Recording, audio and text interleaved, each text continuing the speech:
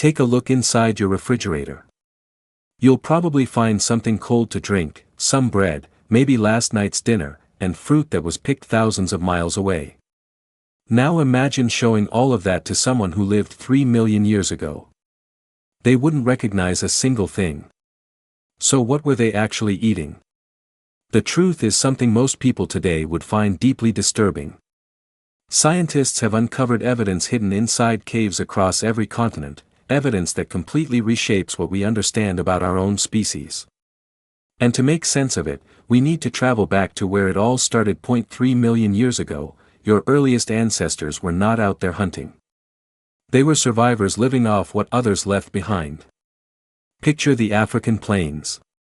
A lion takes down a zebra, eats the richest parts, the organs, the muscle, the soft tissue, then walks away.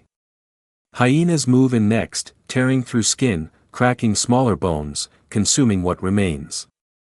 By the time your ancestors arrived, almost everything worth eating was already gone. Almost.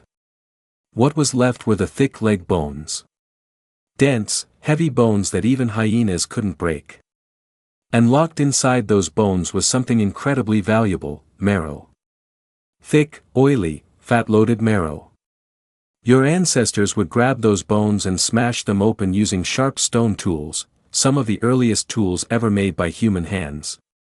Then they would scoop out the marrow with their bare fingers and eat it raw, right there on the ground. For them, this was success. This was a good day. They also cracked open skulls. A single skull holds nearly a pound of brain tissue, dense, pure fat. For a body that needed every calorie it could get, a cracked skull was the equivalent of winning the lottery. This is the reason your body still treats fat like something precious. That instinct didn't come from nowhere. It was written into you across millions of years of survival. And they ate insects. Termites. Beetles. Fat white grubs the size of a finger. Crunchy, rich, and loaded with protein. Your ancestors didn't eat bugs because they had no other options. They ate them because bugs were a reliable, nutritious food source. For over 1 million years, this was simply how people ate. The oldest confirmed evidence of humans using fire was discovered inside a cave in South Africa called Wonderwork Cave. It's approximately 1 million years old. And the moment we had fire, we had cooking. Meat held over flames. Roots buried beneath hot coals. Bones left to roast in the embers until the marrow liquefied. Here's what cooking actually does: it's a form of predigestion. Raw food forces your digestive system to work hard for hours just to break things down. Cooked food is already partially processed. Your body absorbs more nutrition, faster, with far less effort. More calories in. Less energy spent getting them. Researchers believe this shift had a direct impact on the size of the human gut. As cooking made digestion easier, we simply didn't need as large a digestive system anymore. And the energy that had been going to our guts was redirected somewhere else. The brain. Your brain is only about 2% of your body weight. But it burns through 20% of your daily calories. You cannot grow and maintain a brain that complex while surviving on raw leaves and insects. Cooked, fat-rich food made larger brains possible. And larger brains made us what we are. By around 300,000 years ago, early humans looked remarkably similar to people today. And they were eating nearly everything they could find: mammoth, bison, wild horses, reindeer, fish pulled from cold rivers, shellfish cracked open along coastlines, wild grains, tubers, berries, nuts, mushrooms, eggs taken from nests. And above all else, honey. There is a tribe in Tanzania called the Hadza. They are one of the last remaining hunter-gatherer groups on Earth, and they still live almost exactly as humans did before farming existed. Roughly 15% of everything they eat comes from wild honey. They climb tall trees, face swarms of stinging bees, endure hundreds of stings, and they go back every single time. Because nothing in the wild delivers that many calories in one place. That pull you feel toward sweet food. It didn't start with candy. It started here.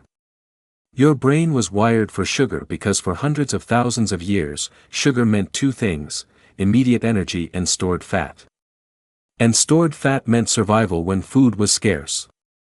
A honeycomb dripping from a tree branch was the richest meal most of your ancestors ever encountered in their entire lives. Modern food companies figured this out. Nearly every packaged product in a grocery store, soda, cereal, bread, sauces, snacks, is built around that same ancient signal. Sugar wearing a different shape. Your body still can't tell the difference between honey in a tree and a candy bar. It just knows, this is rare, this is rich. Store it now in a cave in England called Gough's Cave. Archaeologists found human bones dating back roughly 14,000 years. And those bones told a story no one was prepared for. The skulls had been carefully cleaned using stone tools. The facial bones and the base had been deliberately removed. What remained had been shaped into cups. The long bones had been cracked open, the exact same technique used on animal bones, to extract the marrow inside. And this wasn't starvation. The same cave contained the bones of horses, deer, and other animals. There was food available.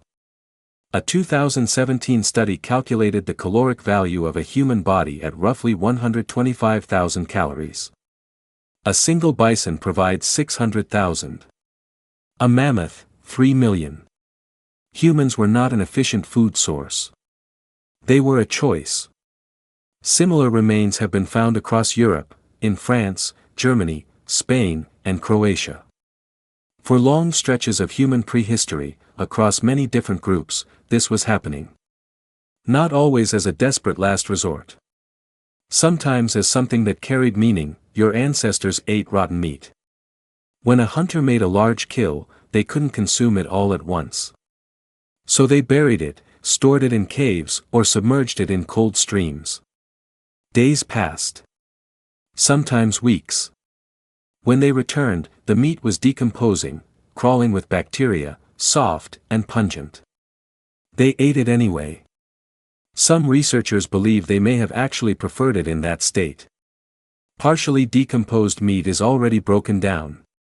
It's easier to digest, and the bacteria in it produce B vitamins the body needs. Your body never forgot this.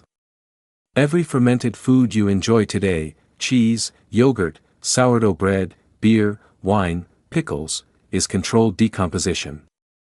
The taste you have for aged cheese didn't develop in a French dairy. It developed on an open plain, 100,000 years ago. Every craving you feel, for fat, for salt, for sugar, for the richest thing within reach, is a signal that was shaped over 3 million years of survival.